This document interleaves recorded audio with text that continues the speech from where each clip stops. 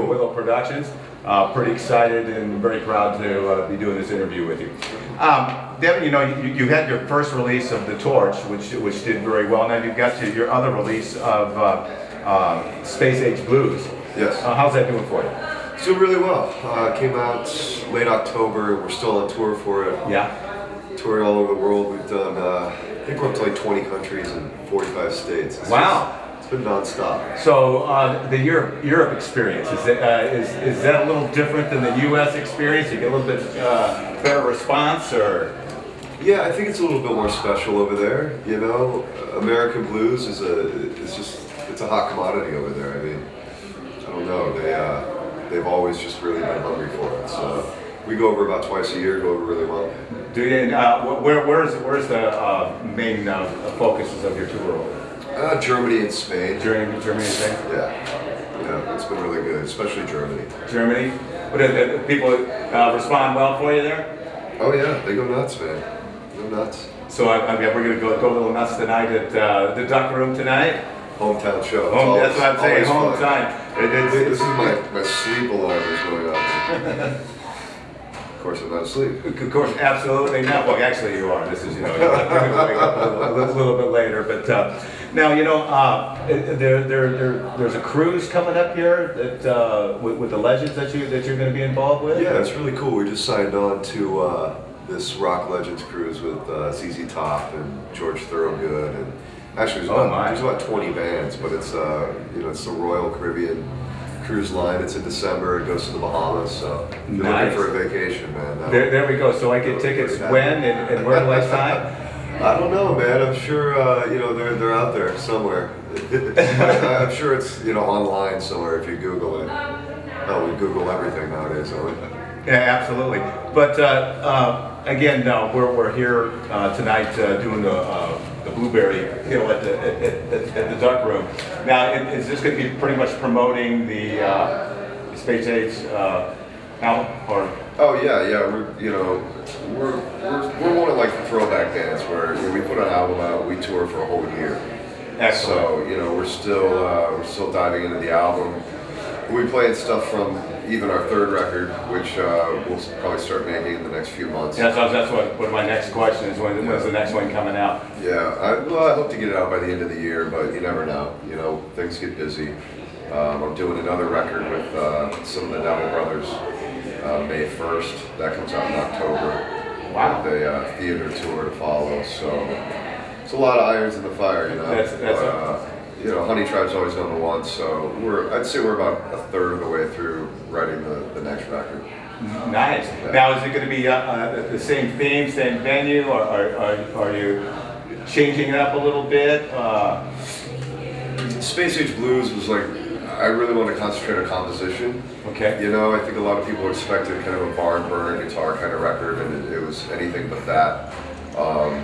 There was a lot, you know, emphasis on composition, on melody, on arrangement, structure. I really wanted it to just hold its weight in song versatility. So I think the next record will be a little less heavy, you know, a little more, you know, kind of daytime record, where Space Age is more of a nighttime record. Okay.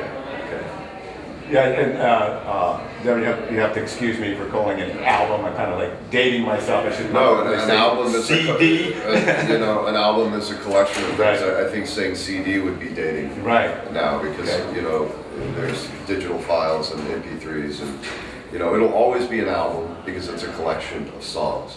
It will always be a record because that's short for recording. Right. So you know, we can stay, you know, in our level of antiquity, and I think it's still cool. I like that. Yeah. And it's also very good to, it's refreshing to have real art coming out. Thanks, man. You know, it's that's what we're always about. You know, it's never been about like being on the cover of Stone or being on MTV. I mean, we put this band together in '99. We put it together in my basement. We started down the street at Cicero's. Wow. And it was all about just keeping this kind of music alive. See, that's really exciting, because at UC Rock Radio, that's our mission, you know, Devon, is to there's a lot of great artists out here, you know, in St. Louis and actually globally here that we are looking to help, you know, give them expression. And with this interview here today, this is going to be extremely helpful. You know, on that note, Devon, is there anything that you could, for inspiration for individuals out there that are, you know, looking to break per se into the music arena? Is there something that you could, you know, say to them for inspiration?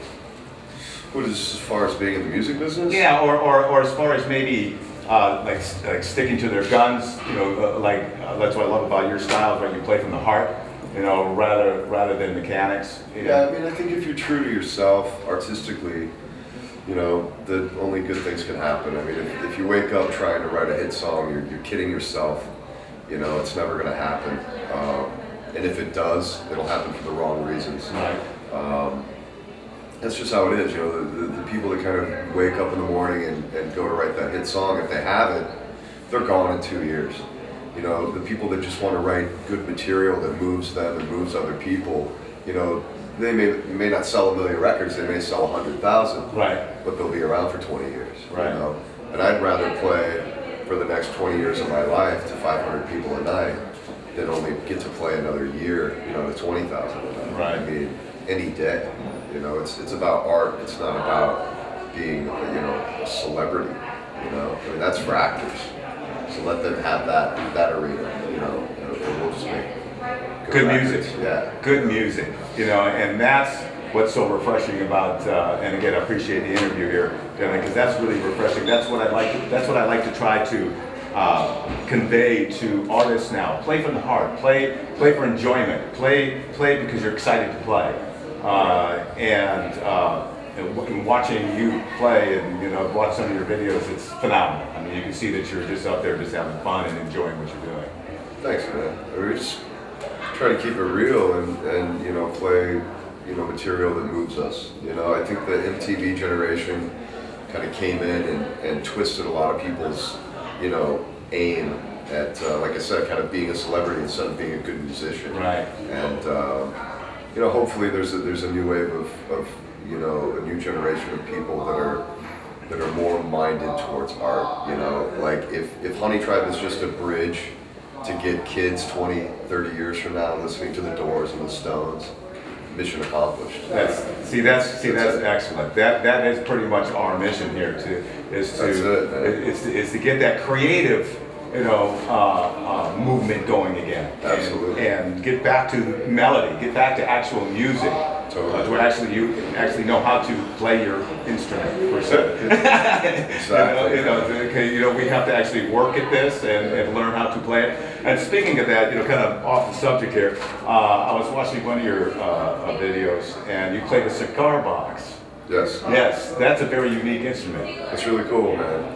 This guy makes them down in Tennessee, and he's made me a couple of them, and they're fun to play, man. You know, they sound great, and I pull them out live every once in a while. Yeah. I still haven't explored like the full extent of what that thing can do, but it's a lot of fun. My other half here, Teresa, a phenomenal guitar player.